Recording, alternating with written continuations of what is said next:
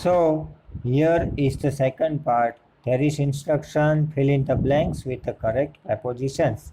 Number 1, I have written answers also, so it will be easy for you to understand properly. First number, there is a beautiful painting blank the wall.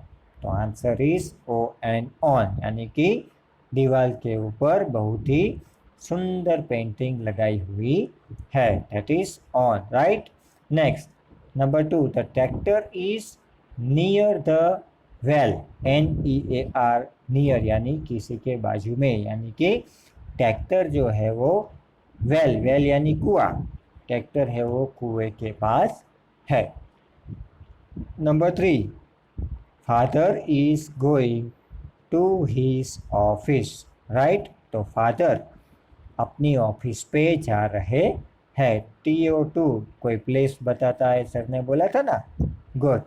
Number 4, I am standing behind Yash, behind यानी किसी के पीछे, तो मैं यश के पीछे खड़ा हूँ, ऐसा कोई बोल रहा है, right.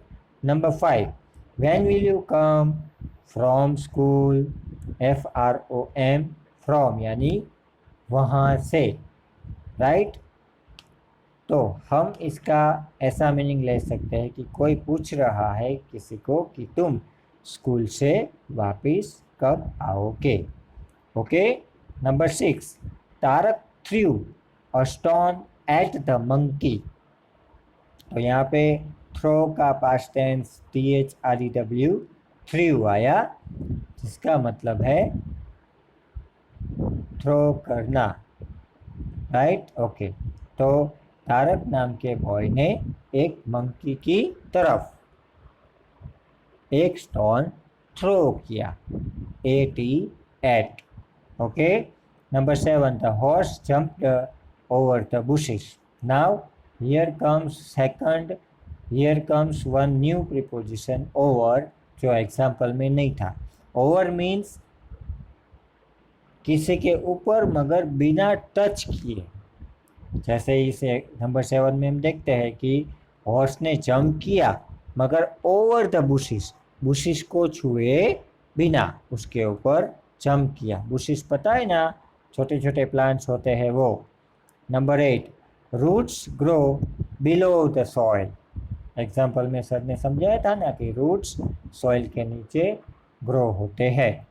Number 9, the cat ran after the rat, answer is AFTER, after यानी कि कैट रैट के पीछे भागी, ओके।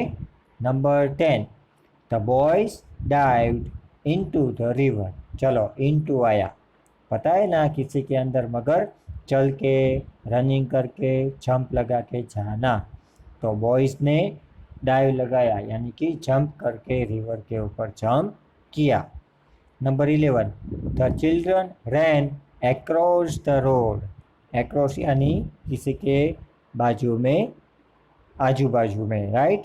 तो चिल्ड्रंस जो है सभी बच्चे वो रोड के आजू बाजू में रनिंग कर रहे थे, यानी कि रोड के आजू बाजू में रनिंग किया, right. Number 12, we went to school, answer is TO2 यानी हम स्कूल गए, प्लेस बताता है ना TO2, right. Number 13, is Sonal coming with us, क्या सोनल हमारे साथ, WITH, विथ मीन्स किसी के साथ, तो क्या सोनल हमारे साथ आ रही है, ऐसा कोई पूछ रहा है। Number 14, Keyur jumped down the tree, DOWN, down यानी नीचे, यानी कि केयूर ने नीचे जंप लगाया। Number 15, the school is in front of the library, answer is in front of यानी किसी के सामने, तो स्कूल है वो लाइब्रेरी के सामने है, okay. Number 16, is there a clock in your classroom, क्या तुम्हारे क्लासरूम में क्लॉक है, तो answer is IN, in, classroom के अंदर. Okay. Number 17, Maya is sitting between Neha and Meeta. Answer is between, यानी किसी के बीच में. तो माया जो है वो नेहा और मीटा के बीच में बैठी है. बिटवीन यानी दो चीज़ों के बीच में. Right. Number 18, the butterfly is flying around the flowers. Around यानी किसी के आजू बाजू में. तो बटरफ्लाई है वो फ्लावर्स के आजू बाजू में फ्लाइंग कर रहे हैं. Answer is around. चलो number 19, there is small cottage under the mango tree. Cottage पता है ना, छोटा सा हाउस होता है रहने के लिए. Good.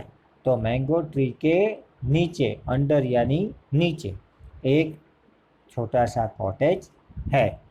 Number 20, we walked up the steps. Answer is U P, up हम स्टेप्स चढ़ के ऊपर गए. राइट. स्टेप्स के ऊपर चल के हम ऊपर गए. तो answer is U up. Right. Now, तो this was about the prepositions. Now question number 5. Paste a photograph of your favorite scientist. Write about 5 sentences about your favorite scientist. तो ये जो एक्सरसाइज है वो हमने एक्टिविटी 7 में टेक्स्ट बुक में complete कर दी है. तो उसी से आप क्वेश्चन 5 इसमें कर सकते हैं. ओके. तो ये क्वेश्चन 5 आपको टेक्स्ट बुक में से जो पहले ही आपने किया ही है वो कर देना है. समझ में आया? चलो question 6, right about 8 to 10 sentences on what you would like to become when you grow up. तो ये एक्सरसाइज जो है वो हमारे टेक्स्ट बुक में एक्टिविटी 10 में थी कि आप बड़ा होके क्या बनना चाहते हो. सर ने डॉक्टर के बारे में समझाया था ना, तो आपने जिसके बारे में लिखा हो वही आपको इस क्वेश्चन 6 में लिख देना है. समझ में आया? तो क्वेश्चन 5 और 6 हो गया. Good. Now question number 7, describe the following picture in about 8 to 10 sentences.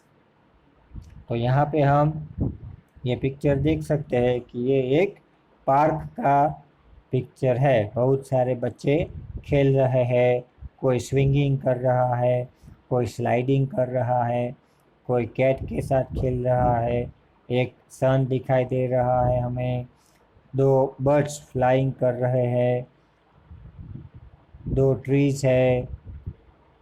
तो ऐसा हमको पिक्चर में दिखता है. अब हम उसके बारे में लिखते हैं. हमें यहाँ पे क्लू वर्ड्स भी दिए हैं.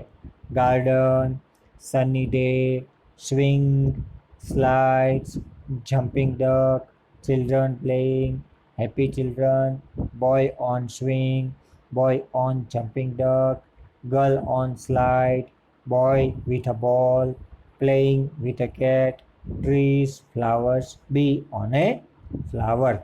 तो ऐसे सारे जो क्लूज दिए हैं उसकी हेल्प से हम चलो डिस्क्राइब करते हैं पिक्चर को. राइट. First line. तो सबसे पहले तो ये क्या है वो हमें लिखना पड़ता है कि दिस इज ए गार्डन. ये क्या है? गार्डन. राइट. आगे, it is a sunny day. अब दिन कैसा है?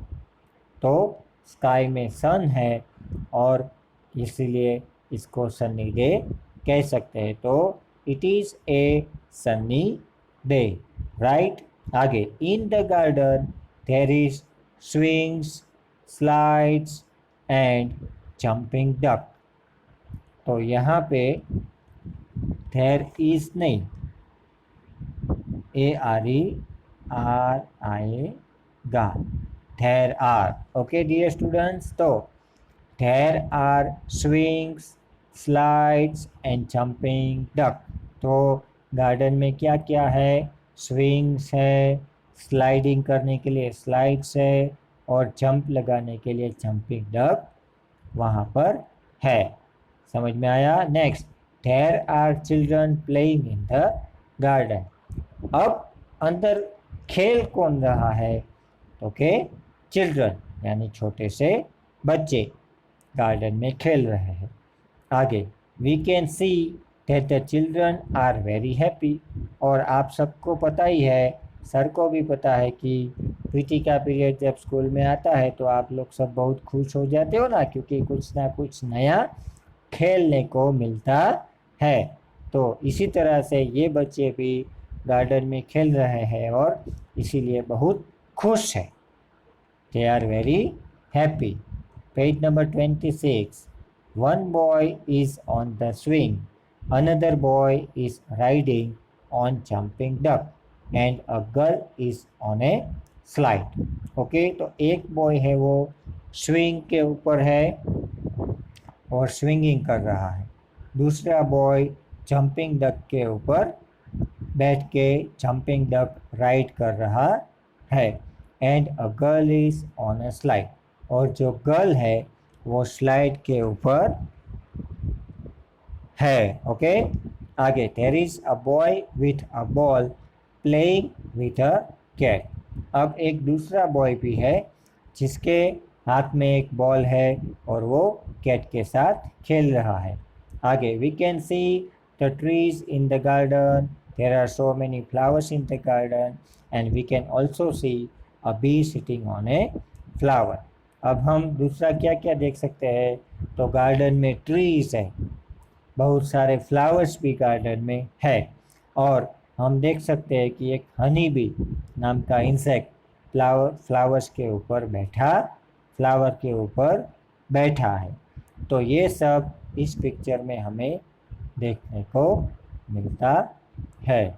तो dear students, this our lesson number 2 is finished now.